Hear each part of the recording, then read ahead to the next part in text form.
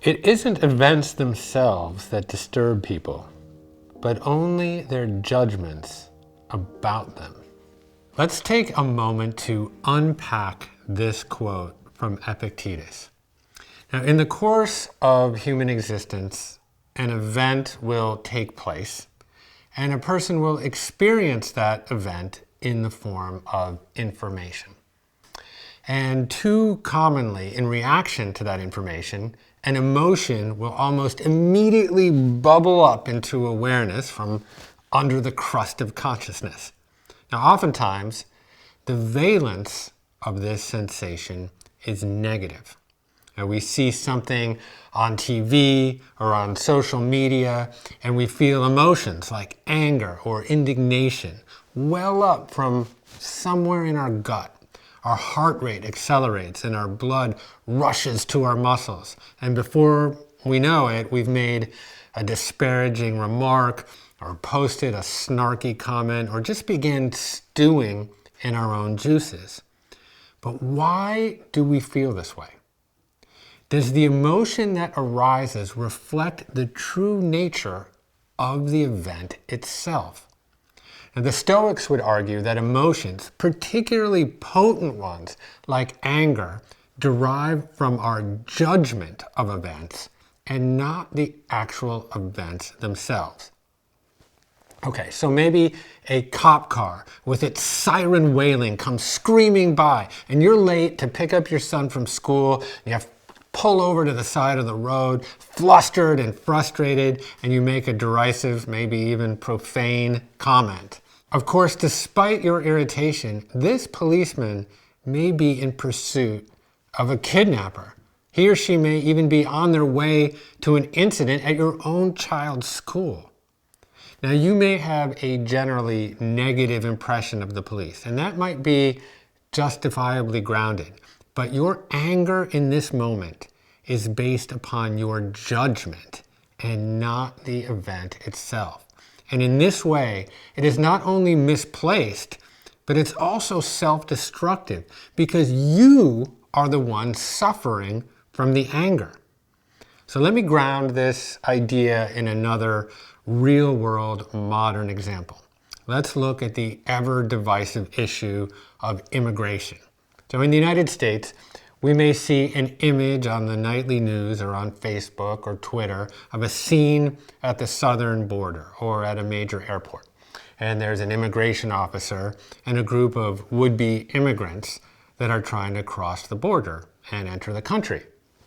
So upon witnessing this scene, some people, mostly on the right, may respond with hostility toward the immigrants, who they see as potentially stealing American jobs or threatening our culture and our way of life, or as agents of crime.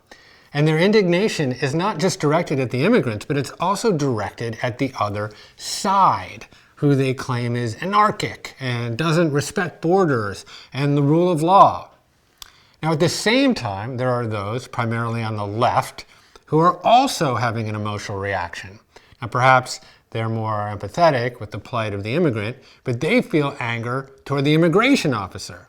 They wield wild accusations of xenophobia. They claim that America is the land of opportunity and refer to a statue in a harbor that brandishes an Emma Lazarus poem.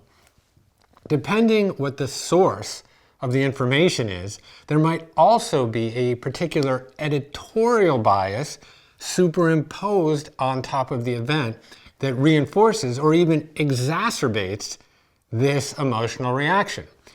And to compound on this, our strong emotions then serve to further ossify and codify our judgments and make our opinions intractable. We become unable to modify our viewpoints irrespective of new information or evidence that may arise. Now, this kind of human behavior is so corrosive to social cohesion, and with the abetment of behavioral algorithms, it has led to the echo chambering of our society. So this is where cognitive reappraisal comes into play. A cognitive reappraisal is essentially pressing the pause button on your emotional life.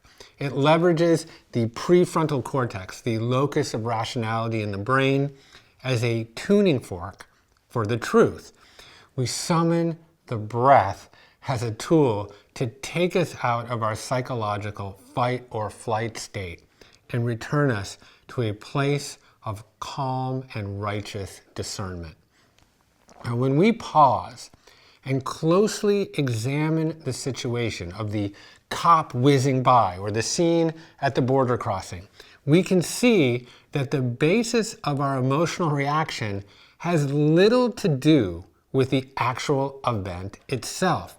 Our emotional response is completely tied to preconceived judgments that may be associated with biases connected to political affiliation or social identity or even personal history.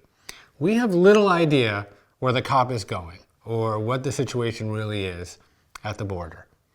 Viktor Frankl, who was a Stoic, famously wrote, "Between stimulus and response, there is a space.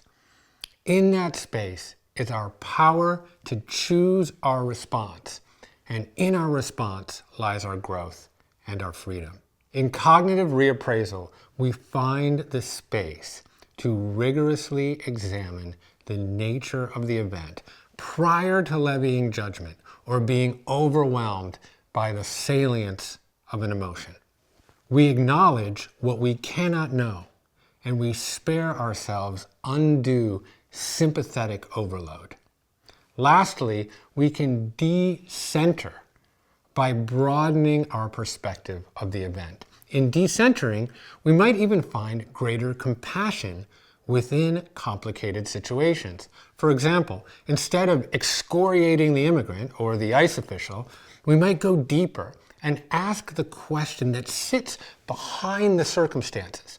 We might ask, what are the ground conditions that exist that would compel someone to leave their own country, leave their own family and their identity for a strange land with an unknown language that likely doesn't even want them? Or what were the ground conditions that compelled someone to become an immigration official? As a practice, identify an issue or a type of situation that triggers you, that typically makes you immediately angry or jealous or agitated. Maybe even go on YouTube or Facebook where there is an abundance of sensationalized content designed to leverage human negativity bias, and just try to witness it with no judgment. You can also employ breathing techniques that promote calmness and slow heart rate. One well-known technique is the 4-7-8 breath. You inhale for 4, hold for 7, and exhale for 8. This will alleviate stress and help you find that space that leads to freedom. Remember this Marcus Aurelius quote: "If you are pained by any external thing, it is not the thing that disturbs you, but your own judgment about it. And it is in your power to wipe out this judgment now."